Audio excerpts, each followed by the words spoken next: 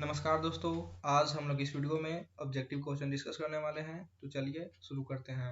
आपका first question है, किसने समाजशास्त्र को सामाजिक समूह का विज्ञान कहा है? ऑप्शन है August Comte, ward, max weber, Johnson. तो समाजशास्त्र को सामाजिक समूह का विज्ञान पूछा है तो आपका हो जाएगा जॉनसन। चलिए आगे बढ़ते हैं। क्वेश्चन नंबर सेकंड है आपका, निम्न में से कौन भारत का सबसे बड़ा धार्मिक समूह है? ऑप्शन है मुस्लिम, सिख, ईसाई, सभी। तो यहाँ आपका हो जाएगा मुस्लिम। मुस्लिम ही भारत का सबसे बड़ा धार्मिक समूह है। तो चलिए आगे बढ़ते हैं। साबरमती आश्रम के संस्थापक कौन थे? ऑप्शन है महात्मा गांधी, विवेकानंद, स्वामी दयानंद, राजा राम मोहन राय। तो ऑप्शन हो जाएगा आपका महात्मा गांधी, क्योंकि महात्मा गांधी ने ही साबरमती आश्रम का संस्थापना करवाया था। आगे बढ़ते हैं। तो फोर्थ नंबर आपका क्वेश्चन पूछा है, भारत में नई शिक्षा नीति कब घोषित हुई? तो नई शिक्षा नीति कब घोषित हुई थी पूछा है। ऑप्शन है 1990, 1982, 1986, 1990। ऑप्शन हो जाएगा यहाँ पर 1986। 1986 में ही भारत में नई शिक्षा नीति घोषित किया गया था। चलिए आगे बढ़ते हैं। तो 5 नंबर आपका क्वेश्चन पूछता है, दांडी यात्रा संबंधित है? तो दांडी यात्रा आपको जानते ही होंगे कि महात्मा गांधी से संबंधित है। दांडी यात्रा जो जो नमक के लिए यात्रा की गई थी। चलिए आगे बढ़ते हैं। तो 6 नंबर आपका क्वेश्चन पूछता है, जाति व्यवस्था का प्रजातीय सिद्धांत किसने दिया? ऑप्शन है जीएस बुरे, ब्लंट, गांधी जी, कोई नहीं। तो यहाँ आपका कोई नहीं हो जाएगा, क्योंकि नहीं इसे जीएस भूरे ने दिया, नहीं ब्लंट ने दिया, नहीं गांधी जी ने इस सिद्धांत को दिया। तो यहाँ कोई नहीं हो जाएगा। आगे बढ़ते हैं। तो 7 नंबर आपका क्वेश्चन पूछता है, भारत गणतंत्र कब बना? तो ये आप जानते ही होंगे कि 26 जनवरी 1950 को भारत गणतंत्र बना। चलिए आगे बढ़ते हैं। तो 8 नंबर आपका क्वेश्चन पूछता है, निम्न में से कौन हरित क्रांति के जनक के रूप में जाना जाता है? तो हरित क्रांति के जनक के रूप में ऑप्शन है महात्मा गांधी, गुरुदत्त स्वामी, नॉर्मन बोरलॉग, कोई नहीं। तो यहाँ आपका हो जाएगा नॉर्मन बोरलॉग। नॉर्मन बोरलॉग को हरित क्रांति के जनक के रूप में जाना जाता है। अगर यहाँ आपका पूछता कि भारत में हरित क्रांति के जनक के रूप में किसे जाना जाता है, तो आपका आंसर होता स्वामीनाथन। स्वामीनाथन आपका हो जाता है सही आंसर। चलिए आगे बढ़ते हैं। तो 9 नंबर आपका क्वेश्चन पूछता है, संविधान का कौन सा अनुच्छेद मूल कर्तव्य से संबंधित है? मूल कर्तव्य, तो मूल कर्तव्य से आपका है ऑप्शन नंबर अनुच्छेद 51 का। अनुच्छेद 51 का आपका मूल कर्तव्य से संबंधित है।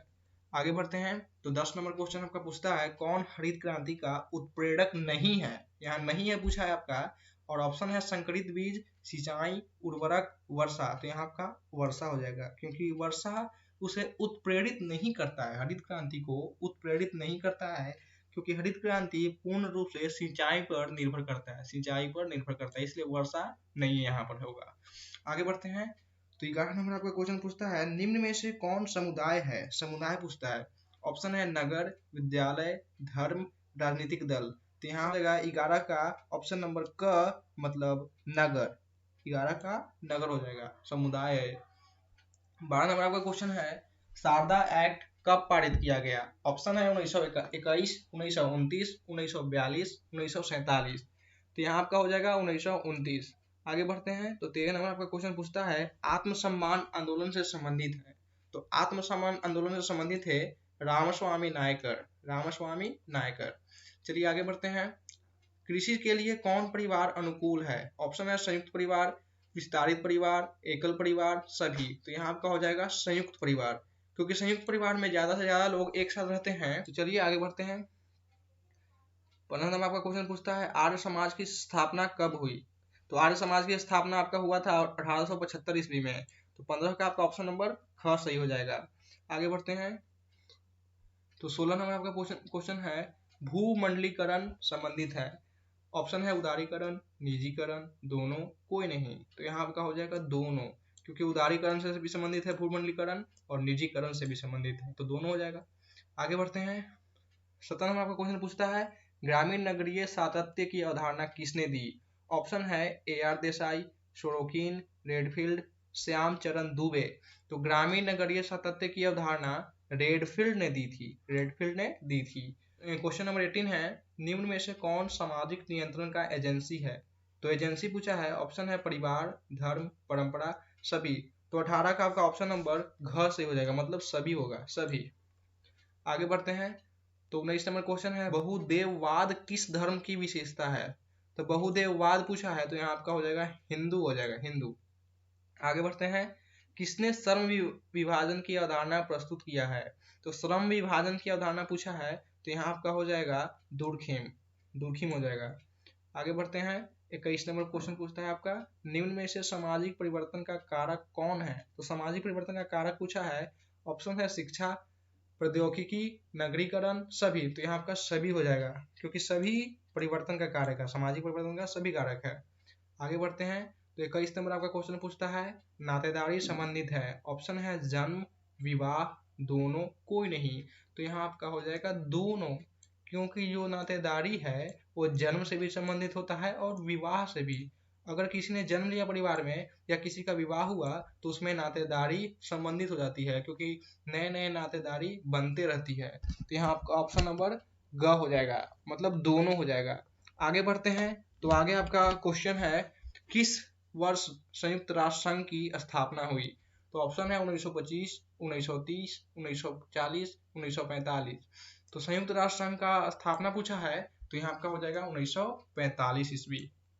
चलिए आगे बढ़ते हैं, तो 24 नंबर आपका क्वेश्चन पूछता है, पंचायती राज व्यवस्था है, ऑप्शन है सत्ता का विकेंद्रीकरण, सत्ता का केंद्रीकरण, दोनों, कोई नहीं। तो पंचायती राज व्यवस्था आपका सत्ता का विकेंद्रीकरण से संबंधित है। चलिए आगे बढ़ते हैं, क्वेश्चन है, भारत में जनाधिक्य के मूल कारण क्या हैं? ऑप्शन है शिक्षा, प्रौद्योगिकी, सामाजिक आर्थिक कारक, सभी। तो यहाँ आपका हो जाएगा शिक्षा भी होगा, प्रौद्योगिकी भी होगा और सामाजिक आर्थिक कारक भी होगा। तो यहाँ आप सभी मार दीजिएगा, सभी, मतलब भारत में जनाधिक्य के मूल कारण ये सभी हैं। चलिए आगे बढ़ते हैं, 26 नंबर आपका क्वेश्चन पूछता है, छुआछूत को संविधान के किस अनुच्छेद के अंतर्गत प्रतिबंधित किया गया है? तो यहाँ हो जाएगा आपका अनुच्छेद 17। चलिए आगे बढ़ते हैं, तो 27 नंबर आपका क्वेश्चन पूछता है, कौन राष्ट्रीयकरण एकीकरण में बाधक है? राष्ट्रीय एकीकरण में बाधक है पूछा है, तो यहाँ आपका ऑप्शन दिया हुआ है क्षेत्रवाद, संप्रदायवाद, दोनों, इनमें से कोई नहीं। तो यहाँ आपका हो जाएगा क्षेत्रवाद भी और संप्रदायवाद भी, तो यहाँ दोनों हो जाएगा आपका। आगे बढ़ते हैं, तो 28 नंबर क्वेश्चन पूछता है आपका, सत्यशोधक समाज की स्थापना किसने की? तो सत्यशोधक समाज की स्थापना आपका ज्योतिबा फूले ने की थी, ज्योतिबा फूले ने। आगे बढ़ते हैं, तो 29 नंबर आपका पूछता है, नायर जनजाति संबंधित है, ऑप्शन है बिहार, झारखंड, गोवा, केरल। तो यहाँ आपका हो जाएगा केरल, क्योंकि केरल से ही नायर जनजाति संबंधित है, केरल में नायर जनजाति रहते हैं, इसलिए केरल हो जाएगा। आगे बढ़ते हैं, तो 30 नंबर आपका क्वेश्चन पूछता है, निम्न में से कौन श्रमिक संगठन है? श्रमिक संगठन, ऑप्शन है बीएमएस, उसके बाद है बीएसपी, उसके बाद है एसपी, उसके बाद है जेडीयू। तो यहाँ आपको हो जाएगा बीएमएस, क्योंकि बीएमएस एक श्रमिक संगठन है।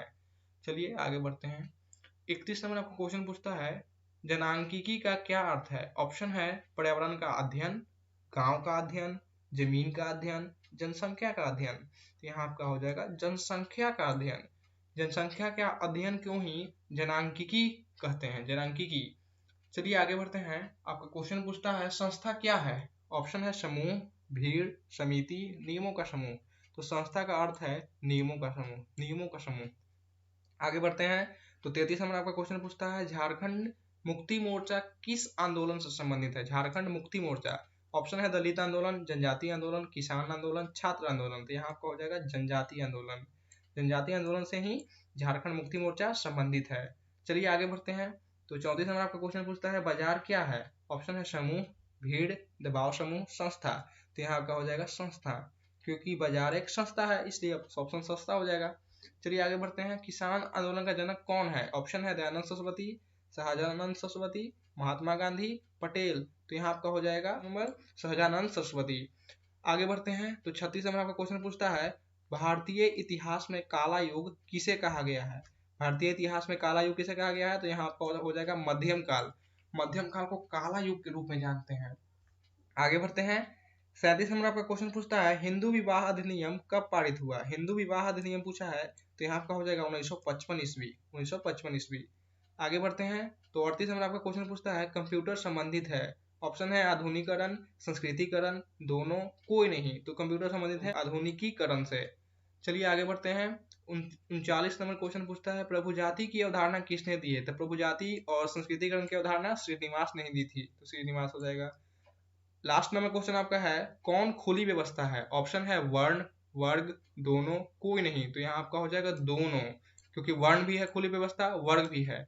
अगर यहाँ पर रहता कौन बंद व्यवस्था है और ऑप्शन दिया हुआ रहता जाति, तो वहां जाति आते हैं।